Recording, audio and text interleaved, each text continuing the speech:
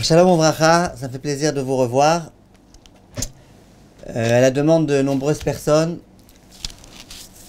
qui voulaient qu'on ne fasse pas simplement des zooms de Hashkafa, mais aussi de Halacha, on a essayé cette semaine de trouver un créneau et de parler d'une Halacha qui va être d'actualité pendant les vacances.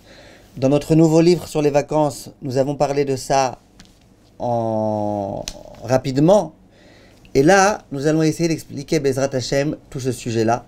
C'est le sujet de la piscine le jour de Shabbat. Il y a tellement de fois des personnes qui m'ont téléphoné et qui m'ont dit, Kvod Harav, on a loué une maison avec piscine. C'est vraiment juste pour le week-end qu'on a cette maison.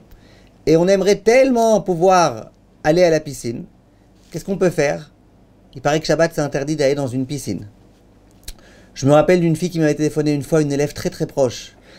Et elle m'avait dit, écoutez, Kvod Harav, je vous appelle, je sais que c'est une question débile, idiote, je sais que la réponse c'est que c'est interdit, mais je tente quand même. Elle sait qu'avec moi, il y a parfois des surprises, et elle me dit, je tente quand même. Et sa question c'était, est-ce que Shabbat, on a le droit d'aller dans une piscine? Elle, pour elle, c'était super important, elle venait de travailler pendant des mois entiers, et c'était vraiment sa consolation de pouvoir, le week-end dans lequel elle était dans une maison avec piscine, de pouvoir se tremper à la piscine. Question, est-ce que c'est permis? J'arrive du monde. Autre question, il y a des personnes qui aimeraient bien aller, ils ont une piscine, ils aimeraient bien se tremper au mikvé Shabbat matin, et ils se demandent, est-ce qu'ils ont le droit de se tremper au mikvé Shabbat matin? Maintenant, pour être clair avec vous et pour être précis avec vous, je me souviens que à l'époque, j'enseignais la halacha sur un site de Torah, et je n'étais pas le seul rav à répondre aux questions, il y avait d'autres rabbanim qui répondaient. Et une fois, cette question a été posée. Est-ce que Shabbat, on a le droit d'aller à la piscine? Et le rav, c'était pas moi, c'était un autre rav, il avait répondu en disant c'est interdit, et il avait passé en revue plein de problèmes. C'est interdit parce que tu laves le maillot, c'est interdit parce que peut-être qu'il y a de l'eau qui va sortir de la piscine au domaine public, c'est interdit parce que tu risques d'en venir à essorer tes cheveux, c'est interdit parce que tu risques d'en venir à essorer le maillot, bref. Il a dit en plus ton maillot tu le nettoies quand il rentre dans l'eau, en plus il y a de la javel. Bref, pour toute une liste de raisons, il a voulu interdire. Et moi j'ai pas du tout été d'accord avec lui.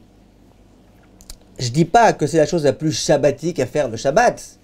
Je suis d'accord que Shabbat, si on peut étudier la Torah, c'est peut-être un petit peu mieux que d'aller à la piscine. Mais moi, ma question, c'est de savoir, est-ce qu'on a le droit? Est-ce que Meikaradin, on a le droit? Est-ce que nos enfants, s'ils ont envie d'aller, on peut leur permettre? Est-ce que s'il fait très très chaud, comme c'était le cas il n'y a pas longtemps, où il y avait en France la canicule, est-ce qu'on peut autoriser à quelqu'un de rentrer dans la piscine? Bref, c'est une question qui se pose et qui est importante. Donc on va essayer, Bezrat Hashem, en une petite demi-heure, Bezrat Hashem, de répondre à toutes ces questions-là. Si vous avez des questions, vous pouvez les poser. Mais venez, on commence déjà par expliquer un tout petit peu le sujet.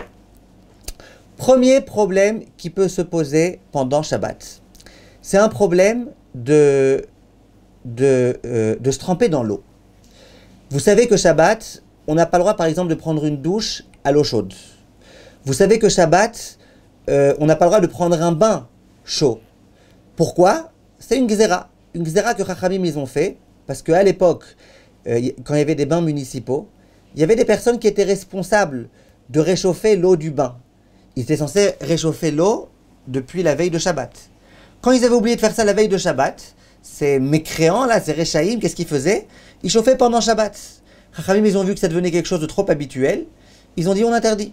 On n'a pas le droit, Shabbat, de prendre une douche à l'eau chaude. Après, il y a tout type de halachot. Est-ce que c'est tout le corps, la majeure partie du corps? On a déjà parlé, il y a des cours sur le site à ce sujet. Maintenant, c'était juste